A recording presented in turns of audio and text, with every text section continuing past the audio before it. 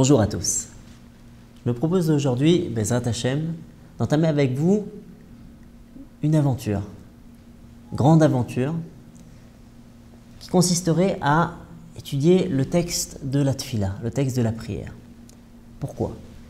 Cette aventure qui j'espère vous passionnera autant qu'elle me passionne, est là pour répondre à un besoin. De nos jours, encore plus que dans les générations précédentes, l'homme éprouve un besoin intrinsèque, viscéral, insurmontable, d'arriver à pouvoir dépasser sa condition humaine, d'arriver à dépasser sa propre humanité pour pouvoir s'adresser à quelque chose qui est plus grand que lui, pour pouvoir se relier à la divinité, en clair de parler à Hachem. Parler à Hachem, on le traduit en général sous la forme de prière, sous le nom de Tfila. Mais là se cache quelque chose de beaucoup plus intime, de quelque chose de beaucoup plus profond, de quelque chose de beaucoup plus puissant. En effet, que l'homme le sente ou non, ce besoin existe. Il faut simplement savoir y répondre. Alors on se dit, si la chose est si naturelle, pourquoi nous avoir enfermé cela dans la prière et nous avoir fixé des horaires, des codes, des textes à dire? Alors vous avez raison. La question est juste, elle est justifiée, et nous devons y répondre. Bien sûr, il y a des instants spéciaux dans la vie. Il y a des moments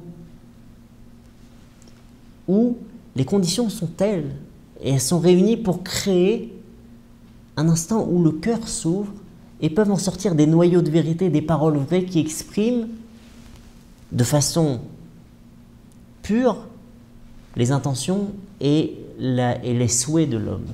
C'est vrai. Alors il peut s'agir d'instants de bonheur, comme la naissance d'un enfant, une grande réussite, et l'homme peut arriver dans son propre langage à parler à Hachem et lui dire merci.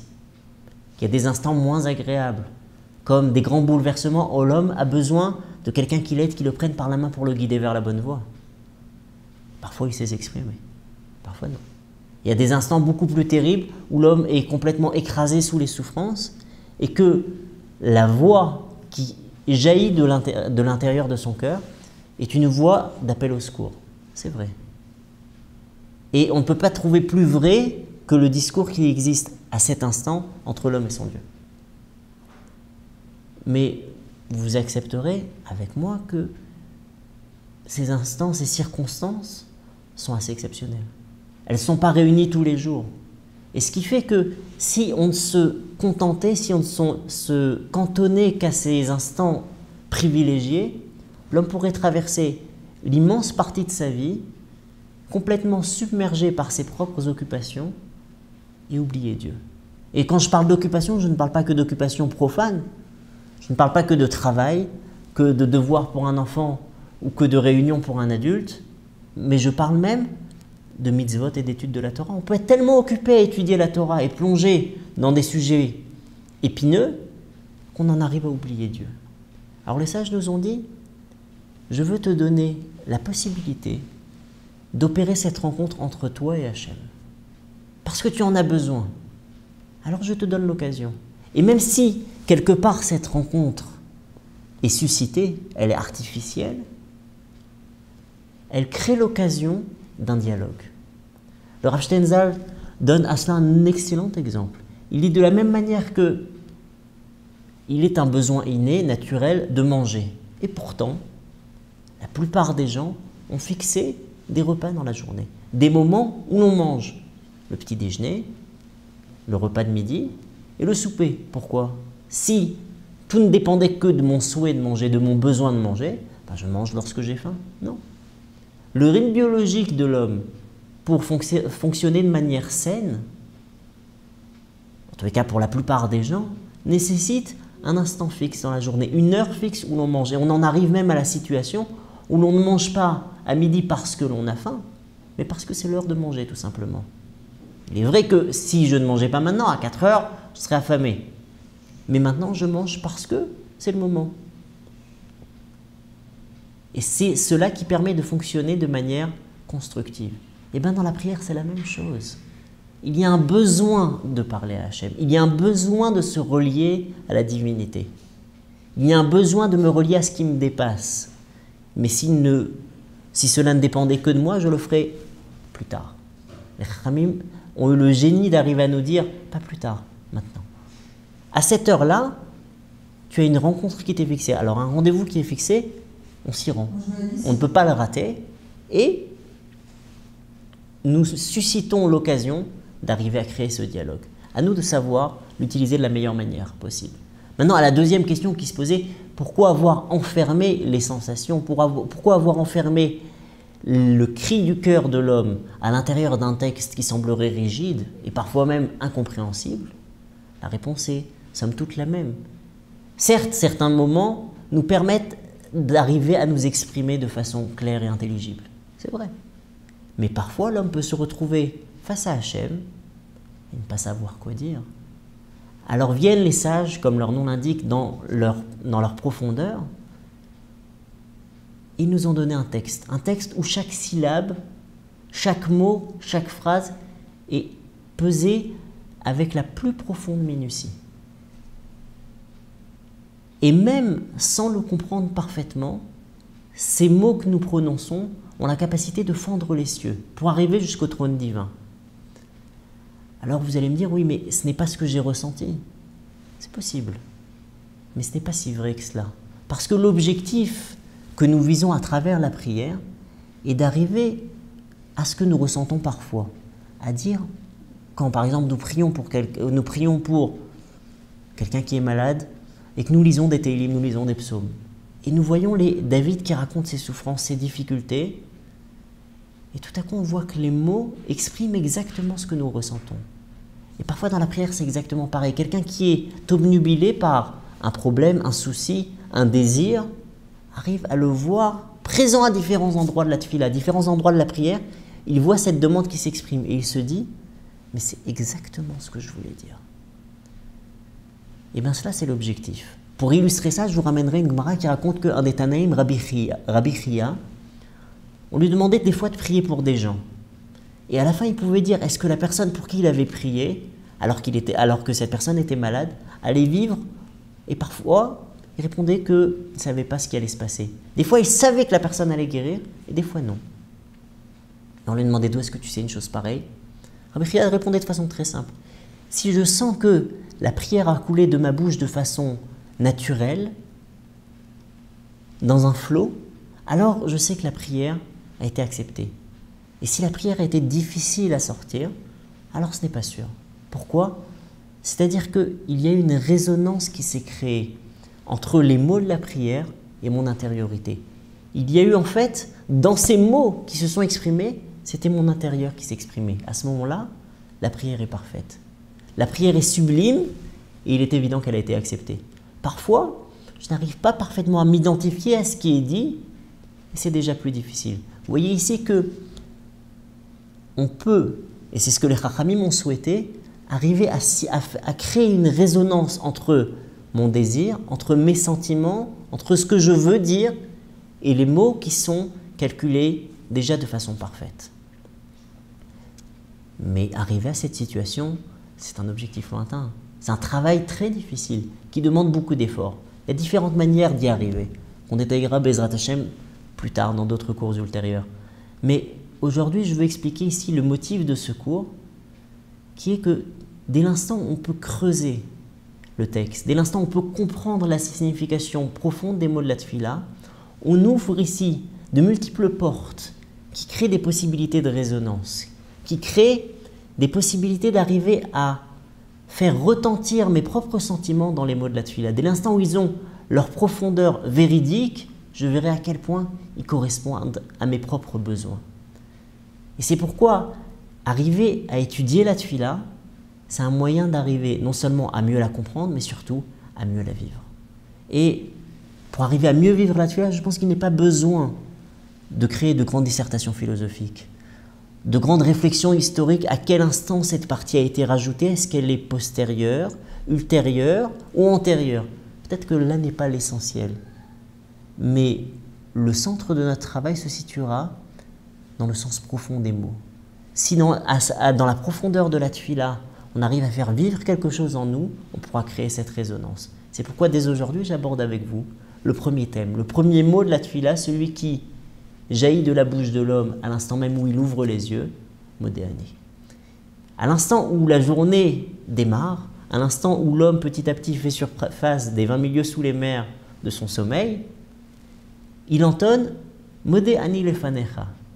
Je suis reconnaissant devant toi, Melech Chai vekayam, roi vivant et qui persiste, qui est donc éternel, Shechezarta bi nishmati, qui m'a rendu mon âme, Bechemla, avec miséricorde, gracieusement, Rabba emunatecha, grande est ta confiance envers moi.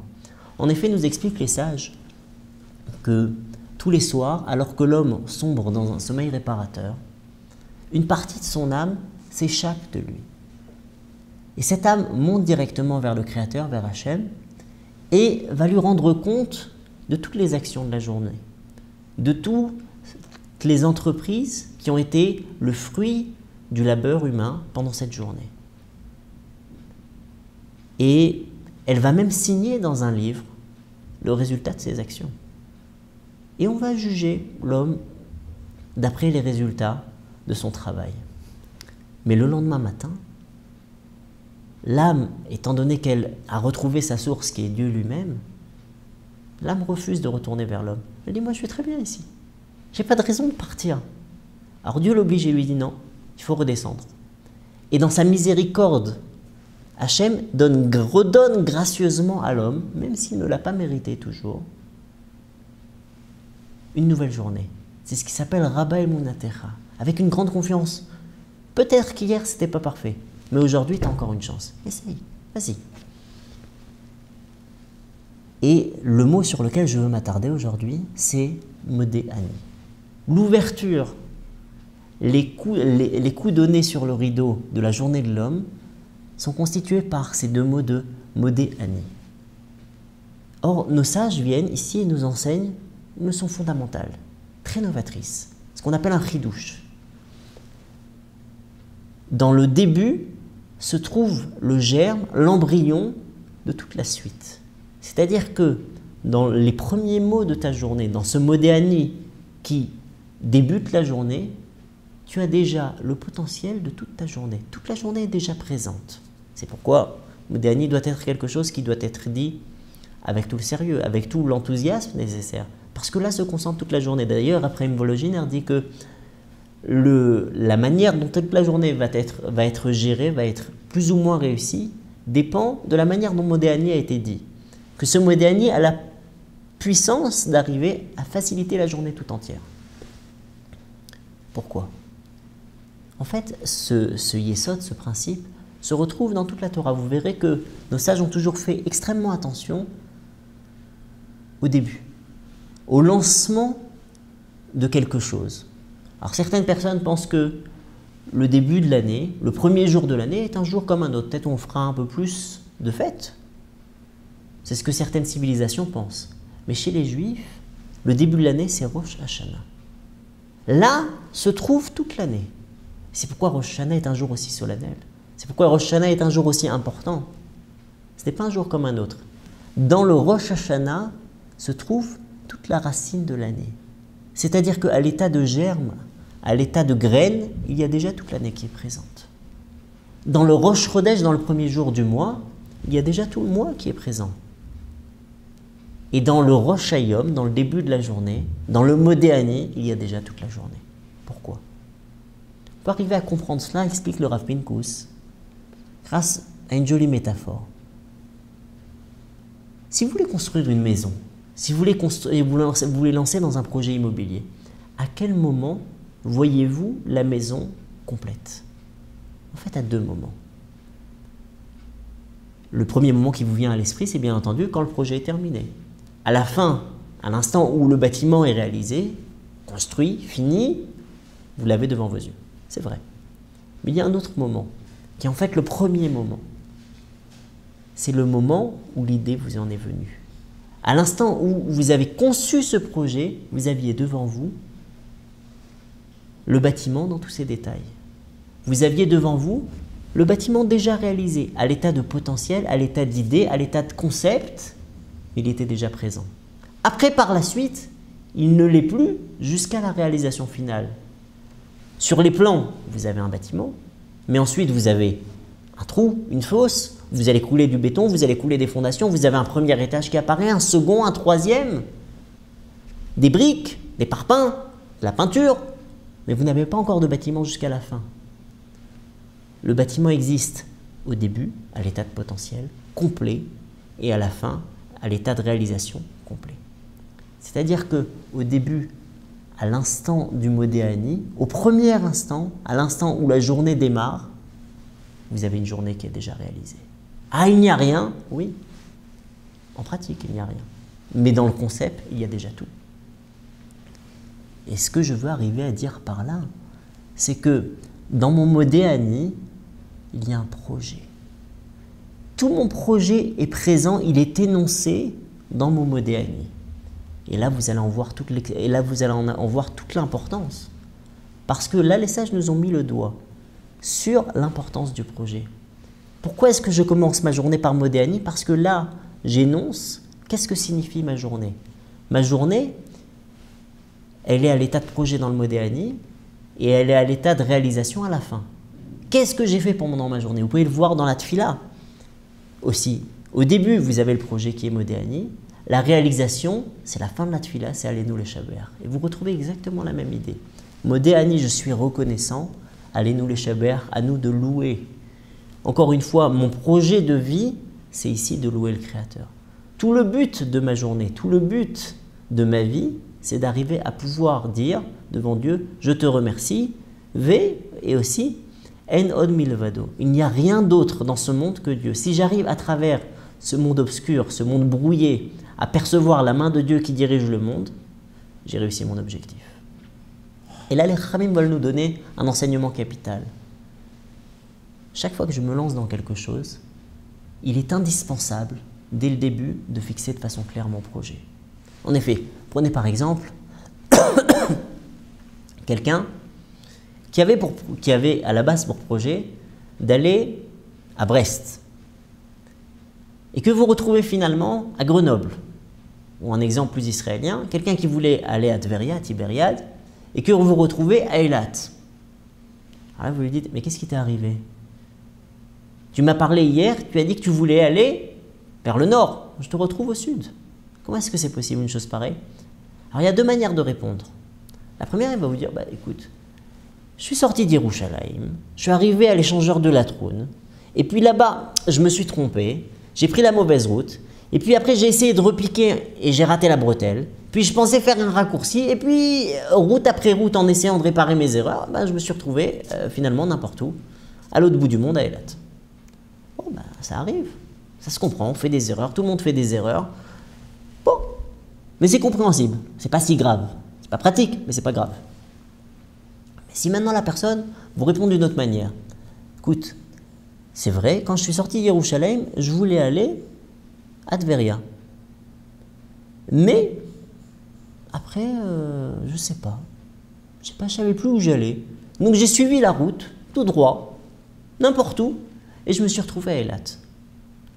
Là, c'est pas pareil. Là, c'est grave. Là, il y a besoin d'un soutien psychologique, il y a besoin d'un traitement, parce que quelqu'un qui a oublié complètement ce qu'il voulait faire, c'est qu'il a un grave problème.